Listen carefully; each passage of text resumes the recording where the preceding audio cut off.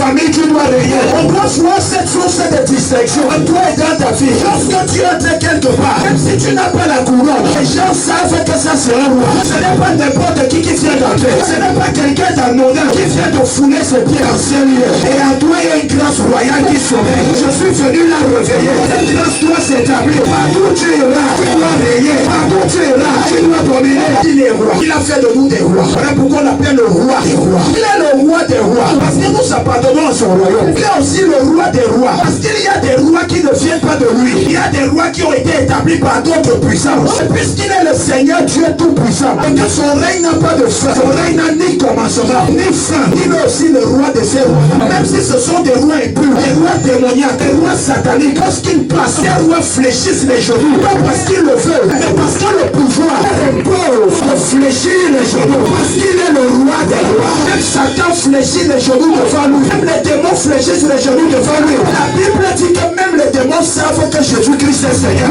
Il est le roi des rois. Parce qu'il brille au milieu de plusieurs rois. Donc la première chose que tu dois savoir est que tu appartiens à un royaume. Tu n'appartiens pas à cette terre, mais tu appartiens à un royaume. Et le royaume auquel tu appartiens, c'est le royaume des cieux, c'est le royaume céleste.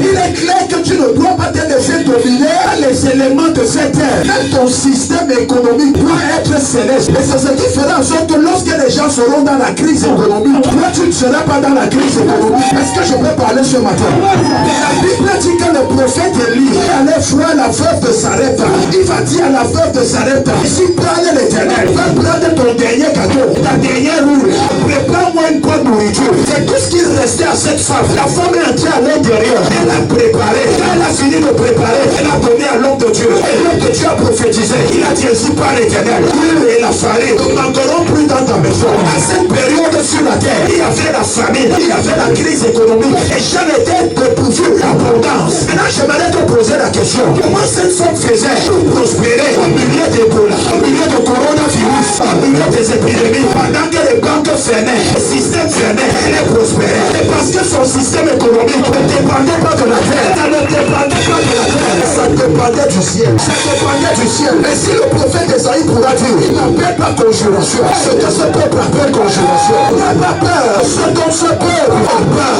Lorsque la calamité arrive, je reste confiant, parce que l'Éternel fait sur moi. Il regarde, pendant que tout le monde chancelle, tremble de peur, moi je suis dans l'assurance, parce que l'Éternel Dieu est avec moi. Parce que je marche dans l'ombre de la vallée de la mort, je ne crains aucun mal, parce que sa houlette et son bâton me rassurent. Ce qui tue les autres ne peut pas me tuer, parce que ma fille ne dépend pas des lois de la terre, ma fille dépend des lois du royaume. Je répète encore, ce qui arrive de négatif, je ne dois pas m'arriver, parce que ma fille ne dépend pas des lois de la terre, mais ma fille dépend du ciel. Je suis un ambassadeur du ciel sur la terre, et par ricochet, je suis un petit roi. Pendant que les gens parlent de janvier, moi je parlais d'abondance.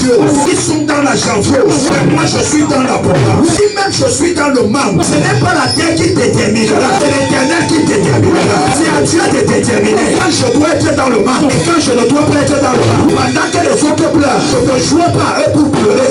Réjouis-toi, sois dans la joie, sois dans la détresse. Je communique à quelqu'un ce matin, nation royale. Nation royale de sa famille. Et ce matin tu règnes, ce matin tu règnes. Le premier qui dit Amen, il sera.